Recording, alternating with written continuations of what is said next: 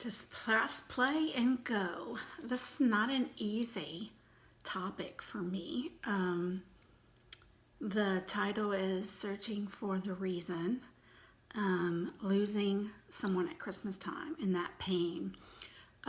Today, for my family, December 22nd, is always a difficult day. I think the night before, I never sleep because everything that happened kind of goes through my head and I don't fall asleep easily, and then when I do, I wake up because we in 1977, December 22nd, 1977, we lost two of my uncles in the Westwego grain elevator explosion. And it doesn't matter that it was in 1977, it's still, the pain still comes and goes all of the time. And so this is not something I talk about a lot, the actual pain of it.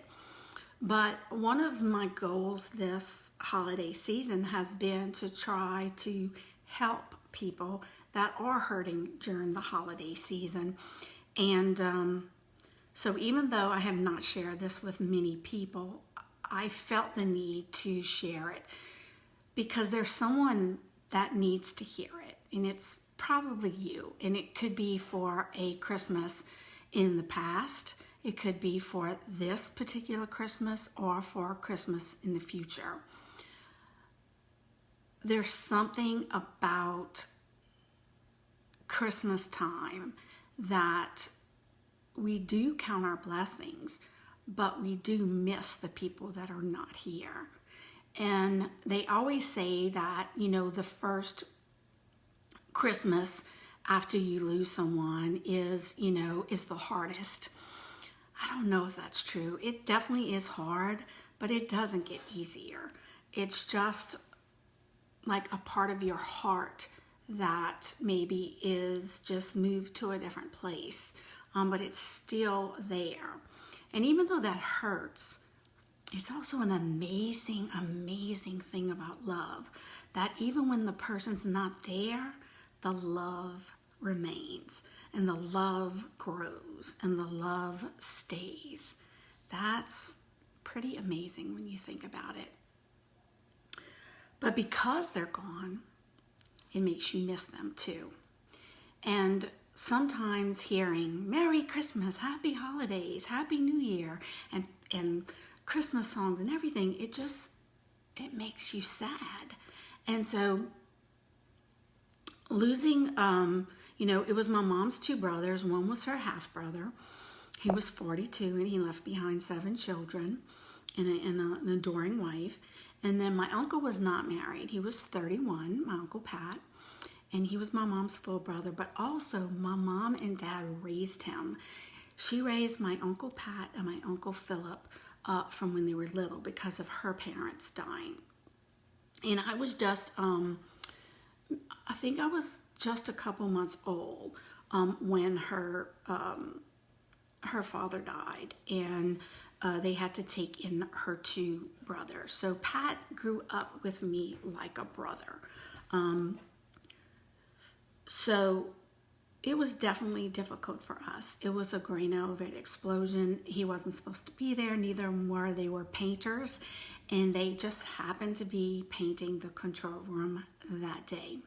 31 people lost their life in that grain elevator explosion. Some of them were on their day off and were just coming to pick up the company gift, the family turkey, so that they could have it for Christmas.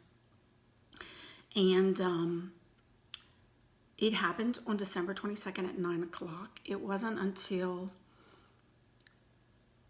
I'm confused on what time. I know it seemed like forever. I think it was sometime the next morning that we knew for sure that he did not survive because of the explosion.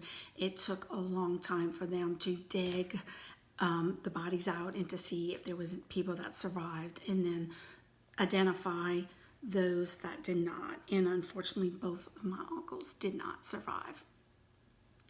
As a 16-year-old, it changed my entire life because of the last thing I told him was, I love you. And I think it was something like, even though you're crazy, I love you, because he was teasing me about Christmas and stuff.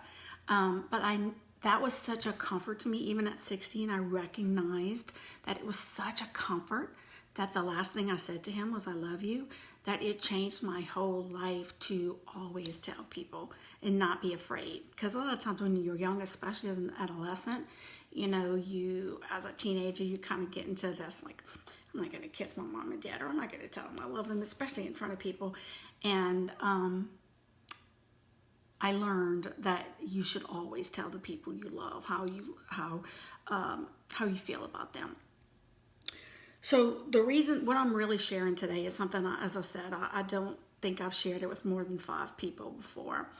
And it is a poem that I wrote the very next Christmas as a 17-year-old. Okay, so I think I would change things. Now as an English teacher after 32 years, I'll probably make some corrections. But I'm not going to do that because I want it to be authentic to how I felt at 17, the first Christmas after the loss. And I'm just going to read it to you. You can see it's in my handwriting. It's just in a book that I wrote. And I hope that it makes you realize that you're not alone. That if you are looking at Christmas as, I can't feel it, I don't have the Christmas spirit, I know that it's okay. That it's okay. Especially if it's the first Christmas after. Things will get better and you will be able to celebrate Christmas in honor of that loved one instead of not be able to feel the Christmas spirit because of the loss. So without further ado, this is the poem I wrote at 17. So that was in 1978, the first Christmas after the tragedy of the grain elevator explosion, and it's called Searching for the Reason. Darkness surrounds the light of the season. It gives no warning, it gives no reason. The love and joy associated with the holidays in the eyes of children as they gaze at the beautiful decorations and glowing lights are nowhere to be seen. They have vanished out of sight. Where is the happiness? What is wrong? I feel so empty, like I just don't belong. I am not a part of the Christmas atmosphere. I can't see the lights, nor can I hear the sound of bells ringing through the air. I can't feel the love. It's like I'm really not there. This depression is deep and it's hard to understand. Why is it fallen upon me? Due to whose command? Darkness surrounds the light of the season. It gives no warning. I must find the reason. I want to feel and see and hear all of the aspects of the Christmas atmosphere. But my ears are deaf, my eyes are blinded, my heart is twisted, tied, and binded. Please help me to take control and break the ties that twist my love until it dies. Help me to see, hear, and feel, to distinguish between what is fake and what is real. Give me the courage and strength to succeed. I know what is wrong. I know what I need. I need the love that Christmas took away. Christmas hurt me, and it has to pay. It's a reminder of hurt, a remembrance of pain, a feeling that life can never be the same. The loss of love that can never be replaced. It is a problem in life that has to be faced. Still, facing the situation doesn't make it disappear. It doesn't erase the facts or dry the eternal tear. Darkness surrounds the light of the season. It gives no warning, but I know the reason. So that was my 17-year-old self, and I still believe in that.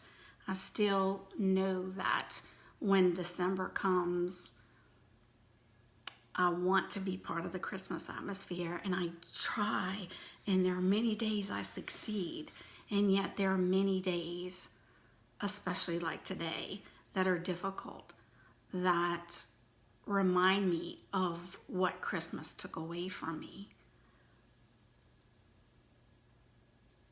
But I do try to make sure that I can appreciate the holidays, because especially my Uncle Pat, he loved Christmas so much. That was the last conversation that I had with him, was about Christmas, about him coming for Christmas. And there are so many Christmas memories I have that are just all tied up in him.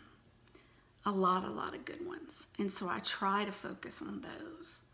And those are the days that you succeed, that the pain of losing someone, when you think of the memories and you feel that love in your heart, then you can turn that pain into more love.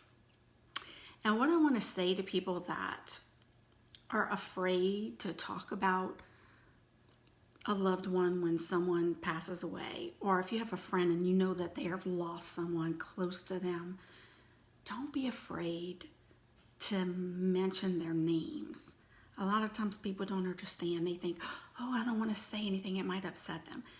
They never forget the person they lost. You never forget it. And the fact that someone mentions them or tells you a memory of them or just remembers them means something. We never forget, and we don't want other people to forget. So never be afraid that you're going to hurt someone more by mentioning their loved one's name that they've lost.